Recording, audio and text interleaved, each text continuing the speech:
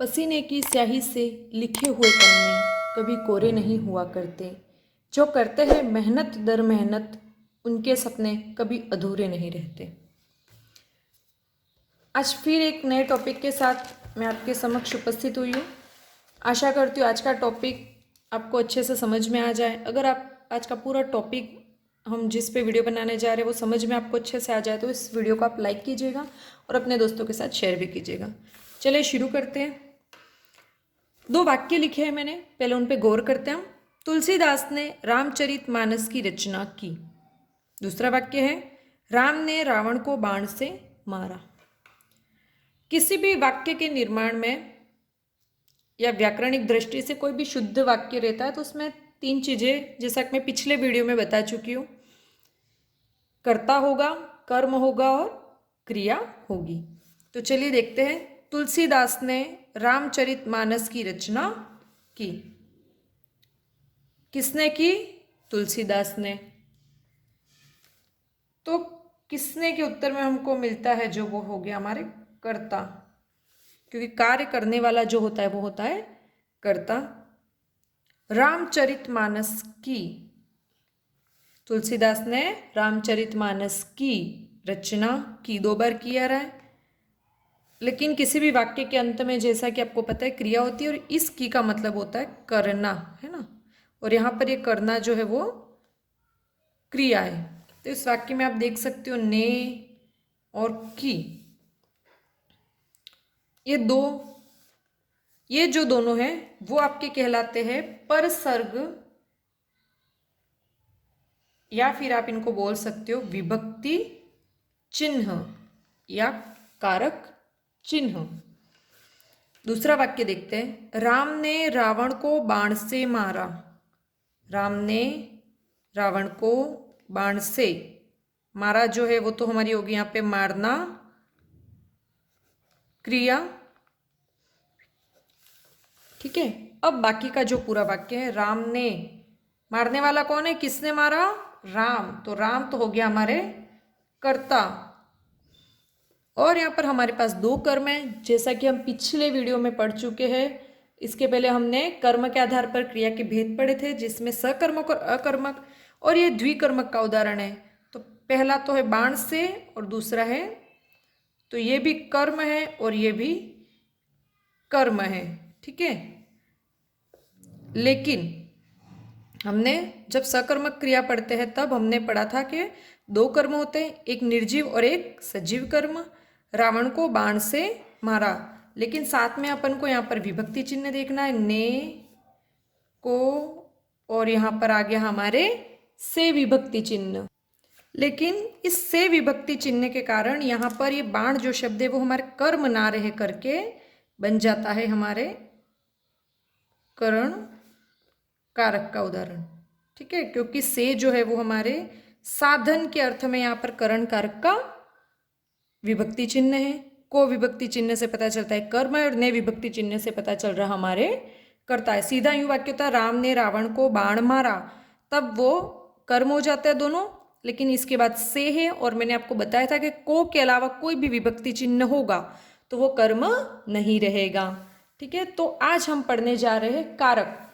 तो ये जो विभक्ति चिन्ह है इनकी आवश्यकता क्यों पड़ी, कारक क्या होते हैं और कारक की क्या आवश्यकता होती है, व्याकरण में कारक क्यों लिए गए, ये सब आज के टॉपिक में हम पढ़ने जा रहे हैं। तो चलिए शुरू करते हैं आज का टॉपिक। कारक जो शब्द है वो दो शब्दों से मिलकर बना है। संस्कृत का क्री धातु के साथ हम जब अक प्रत्यय लगाते हैं तब हमारे हिंदी में कारक शब्द बनता है। और मतलब क्री धन अक बराबर हम कह सकते हैं हमारे शब्द बना कारक। और कारक शब्द का अर्थ होता है करने वाला या फिर बनाने वाला। तो इसका अर्थ हो गया करने वाला, या आप कह सकते हो बनाने वाला। मैंने दो वाक्य लिखे हैं। तालाब कमल फूल खिलता है और दूसरा है पेड़ बंदर है। अब इन वाक्यों को पढ़ने से क्या भाव प्रकट हो रहे हैं, मतलब क्या स्पष्टीकरण समझ में आ रहा है कि वाक्य से हमें क्या पता चलता है। ये वाक्य क्योंकि अपने आप में अधूरे हैं। जब इन वाक्यों के साथ मैं बोल दूं तालाब में कमल का फूल खिलता है, तब ये वाक्य हमें लगता है पूरा, तब इसका अर्थ हमें स्पष्ट होता है। दूसरा देखते, पेड़ बंदर है, तो इसकी जगह अगर हम कहें पेड़ पर बंदर है, तो ये जो मैं, का और पर, ये क्या है, ये हमारे कारक चिन्ह है। तो कारक चिन्ह का प्रयोग क्यों, कारक चिन्ह की आवश्यकता क्यों महसूस हुई, तो कारक चिन्ह की आवश्यकता इसलिए महसूस हुई ताकि संज्ञा या जो सर्वनाम शब्द है उसका वाक्य में आने वाले दूसरे शब्दों से संबंध प्रकट किया जाए। तो इसकी परिभाषा कुछ यूं है, संज्ञा या सर्वनाम के जिस रूप से उसका संबंध वाक्य के अन्य शब्दों से जाना जाए उसे कारक कहते हैं। तो यहाँ पर आपको स्पष्ट हो गया कारक की आवश्यकता क्यों हुई, ताकि जब अगर कारक चिन्ह नहीं होंगे तो मैं संज्ञा या सर्वनाम शब्दों की वाक्य में आए दूसरे शब्दों से क्या संबंध है, उनसे संबंध जोड़ना हमारे लिए मुश्किल हो जाता है। उनका वाक्य का अगर अर्थ हमको स्पष्टतया निकालना तो उसके लिए हमको उस वाक्य में संज्ञा सर्वनाम के साथ कारक चिन्हों की आवश्यकता पड़ती है। हमारे हिंदी में 8 कारक के 8 प्रकार या भेद होते हैं। अब इन दोनों वाक्यों में तालाब में, यहाँ पर अधिकरण और कमल का फूल यहाँ पर संबंध कारक है। तो इनका पता हमें कैसे चला, मैं और का, ये जो पर सर्ग कहो, आप इनको विभक्ति चिन्ह कहो या फिर कारक चिन्ह को, इनसे ज्ञात हुआ। पेड़ पर बंदर है, यहाँ पर जो पेड़ पर, इस पूरे वाक्यांश में हमारे अधिकरण कारक है। तो ये मुझे कैसे पता चला, कारक चिन्ह के माध्यम से। तो कारक 8 प्रकार के होते हैं और इन कारकों की पहचान के लिए ही ये चिन्ह होते। तो ये मैं, का और पर, ये सिर्फ कौन सा कारक है उस वाक्य में उसकी पहचान के लिए चिन्ह होते हैं। इन चिन्हों को हम परसर्ग कहते हैं। कारक की पहचान के चिन्ह को विभक्ति चिन्ह, परसर्ग या कारक चिन्ह कहते हैं। परसर्ग यह भी 2 शब्दों से बना है, पर और सर्ग। पर का मतलब होता है बाद में और सर्ग का मतलब चलना, अर्थात बाद में चलना। किसके बाद में चलना, जो शब्दांश शब्द के बाद में प्रयुक्त हो उन्हें परसर्ग कहते हैं। अर्थात जो शब्द जो बाद में चलते, लेकिन किसके बाद, कारक शब्दों के बाद में ये चिन्ह लगते हैं। मतलब जिस शब्द में कोई कारक होता है उसकी पहचान कराने के लिए ये परसर्ग उसके पीछे जुड़ करके उस शब्द में कौन सा कारक प्रयुक्त हुआ इसका ज्ञान हमें करवाते हैं। ये परसर्ग जो होते हैं वो स्वतंत्र शब्दांश होते हैं, मतलब अपने आप में स्वतंत्र होते हैं।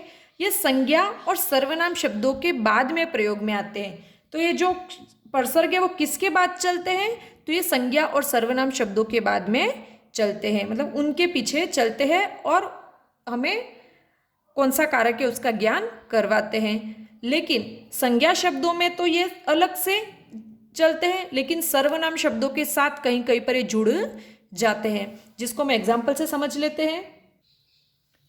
परसर्ग स्वतंत्र शब्दांश होते हैं जो संज्ञा या सर्वनाम शब्दों के बाद प्रयोग में आते हैं। परसर्ग संज्ञा शब्दों के बाद अलग से जुड़ते हैं, जबकि सर्वनाम शब्दों के साथ जुड़े रहते हैं। जैसे कि राम ने फल खाए, आप यहाँ देख सकते हो, ने जो है वो हमारे हो गया परसर्ग और राम जो है वो हमारे हो गया व्यक्तिवाचक संज्ञा शब्द। नीचे देखते हैं, उसने फल खाए, उसने ये हो गया हमारे सर्वनाम शब्द। तो ये जो ने है वो इसी के साथ जुड़ करके आया है, मतलब सर्वनाम शब्दों में परसर्ग साथ में ही जुड़ जाते हैं, जबकि संज्ञा शब्दों के बाद अलग से लगते हैं। तो यहाँ पर आपको संज्ञा और सर्वनाम शब्दों के साथ जो परसर्ग के जुड़ने का नियम है वो यहाँ पर समझ में आ गया होगा। अब कारक कौन कौन से 8 कारक होते हैं, उनके परसर्ग कौन से होते हैं और उनकी पहचान कैसे की जाए उसकी एक सबसे पहले हम सारणी बना लेते हैं। तो चलिए शुरू करते हैं। क्रम संख्या 1, पहला कारक जिसका नाम होता है कर्ता। सबसे पहले कारक का क्या नाम है, कर्ता। अब इस कर्ता का परसर्ग क्या है, कर्ता ने। और इसकी पहचान कैसे की जाए, तो कर्ता कौन होता है, जो कार्य करने वाला, मतलब किसी वाक्य में कौन कार्य कर रहा है वो देखना आपको।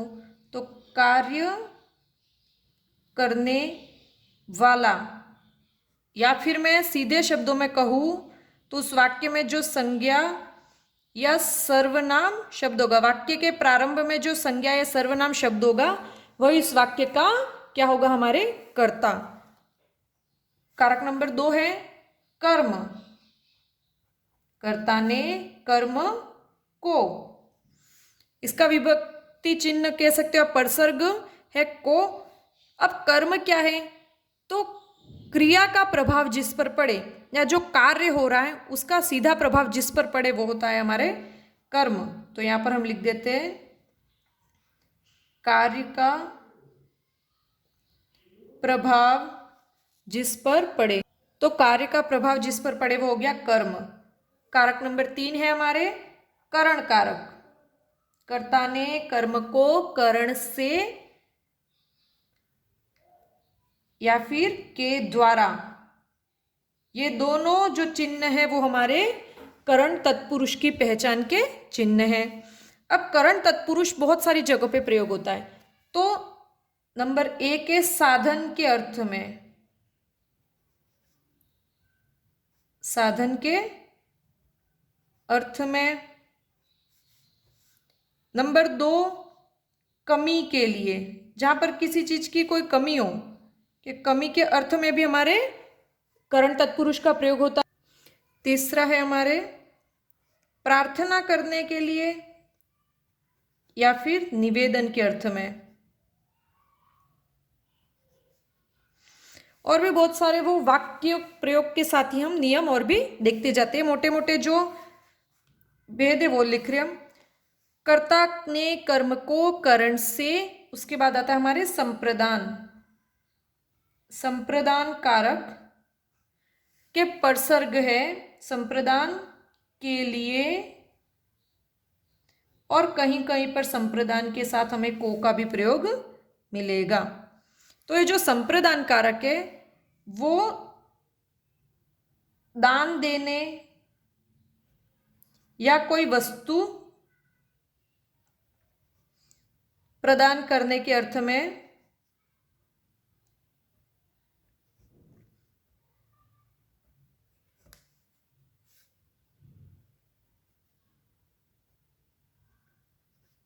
प्रयुक्त तो होता है।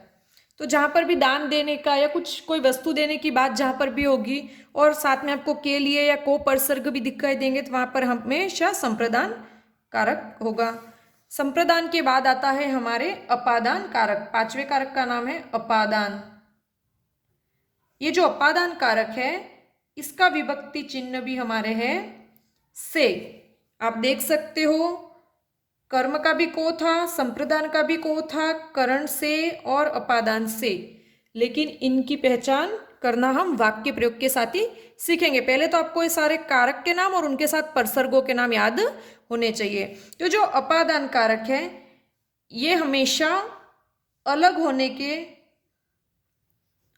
होने या पृथक होने के अर्थ में आता है।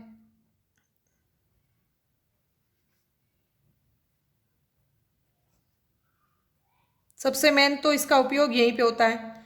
दूसरा, जब भी दो वस्तुओं के बीच में तुलना की जाए, दो वस्तु या व्यक्तियों के बीच में तुलना के लिए,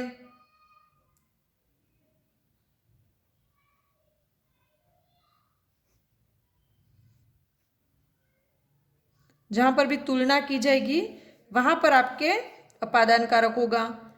उसके बाद पहचान बताने के लिए भी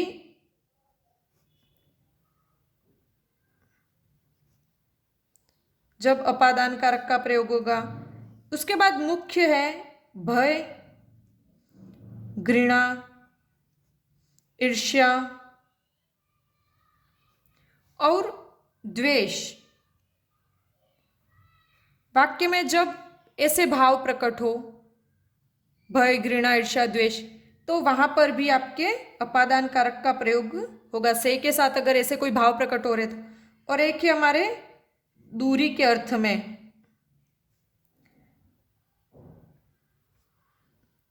तो इन सारी परिस्थितियों में जब से का प्रयोग होता है तो वो अपादान कारक का बोधक होता है। उसके बाद हमारे छठा कारक है संबंध कारक, जिसका क्या नाम है, संबंध कारक। संबंध कारक के विभक्ति चिन्ह है का, के, की, रा, रे, री और ना, ने, नी। अगर संज्ञा शब्दों के साथ होंगे तो अलग से होंगे, और अगर सर्वनाम शब्दों के साथ होंगे तो ये जुड़ जाएंगे। जैसे राम का, उसका, मेरा, है ना, इस तरीके से जुड़ जाएंगे। तो ये संबंध कारक जो है वो हमारे रिश्ता प्रकट करने के अर्थ में होता है, कि जहां रिलेशनशिप का पता चलता है वहां पर हमारे संबंध कारक होता है।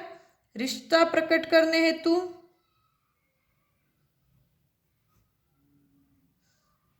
संबंध कारक का प्रयोग होता है। बी है हमारे इसके साथ स्वामित्व प्रकट करने के लिए, मतलब एकाधिकार प्रकट करने के लिए भी, हमारे स्वामित्व प्रकट करने के लिए भी संबंध कारक का प्रयोग होता है।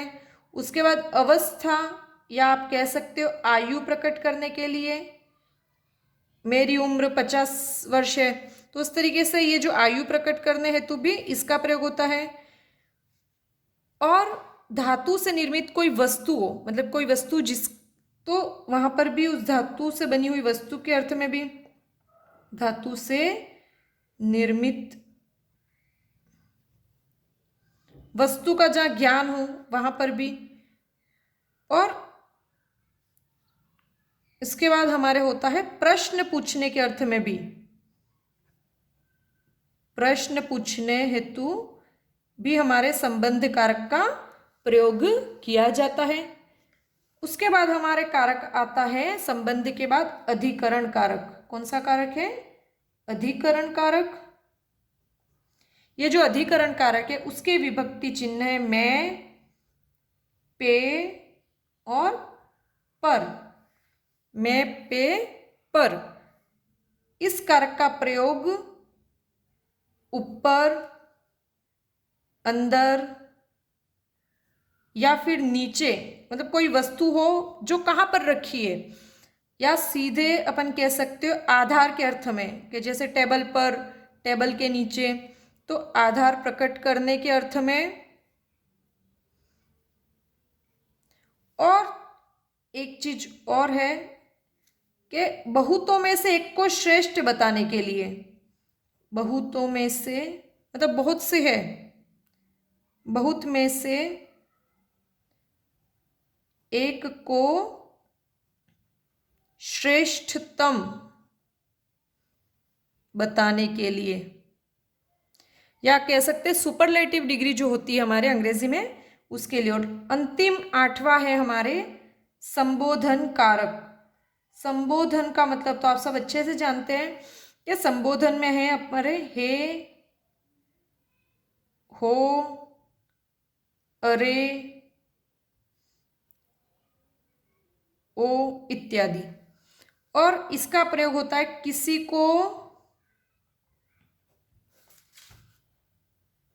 बुलाने हेतु, किसी को बुलाने या पुकारने के लिए जब हम प्रयोग करते हैं तब हमारे होता है संबोधन। तो हम एक बार सारे देख लेते हैं।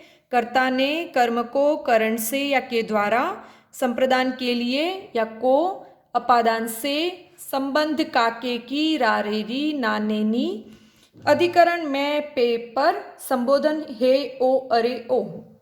अब आज का आपका होमवर्क है, इनकी ये जो पहचान है वो आपको याद रखनी है, क्योंकि हम 1 बाय 1 नहीं पढ़ेंगे, क्योंकि ऐसे 1 बाय 1 तो आपको बुक्स में भी पूरा मटेरियल मिल जाएगा, करता है करता है कि ये पहचान होती है, ये सारे एग्जाम्पल हम सारे मिक्स अप करके पढ़ेंगे, ताकि को कर्म में कहाँ आ रहा है, को संप्रदान में कहाँ आ रहा है आपको पता चल जाएगा, करण में से कहाँ पर है और अपादान का से कहाँ, ये आपको स्पष्ट हो जाएगा। तो कल हम सिर्फ और सिर्फ सारे एग्जाम्पल्स को देखेंगे और उन एग्जाम्पल्स में कौन सा कारक है और वो कारक वहां पर क्यों प्रयुक्त हुआ है, पहले हम उदाहरण देखेंगे और उदाहरण के माध्यम से हम नियम देखेंगे, अर्थात आगमन विधि से हम कल सारे कारक पढ़ेंगे। तो आज का वीडियो यहाँ समाप्त होता है। आशा करती हूँ आपको ये वीडियो अच्छा लगा हो, और अगर पसंद आया तो प्लीज़ इसको लाइक कीजिए, और आज का जो मैं होमवर्क आपको दे रही हूँ वो प्लीज़ आप याद कर लीजिएगा। ये मोटा मोटा खाका है पहचान का, और भी बहुत सारे इनके मतलब और भी पहचान के बहुत सारे तरीके और बहुत सारे नियम हैं जिनको हम एग्जाम्पल्स के साथ समझेंगे तो ज़्यादा बेटर होगा, क्योंकि सिर्फ नियम समझने से कुछ नहीं होता, अगर उनको अप्लाई करेंगे हम और एग्जाम्पल के साथ समझेंगे तो वो चीज़ हमको और भी ज़्यादा स्पष्ट हो जाएगी। तो यहाँ पर आज का वीडियो समाप्त करते हैं। धन्यवाद।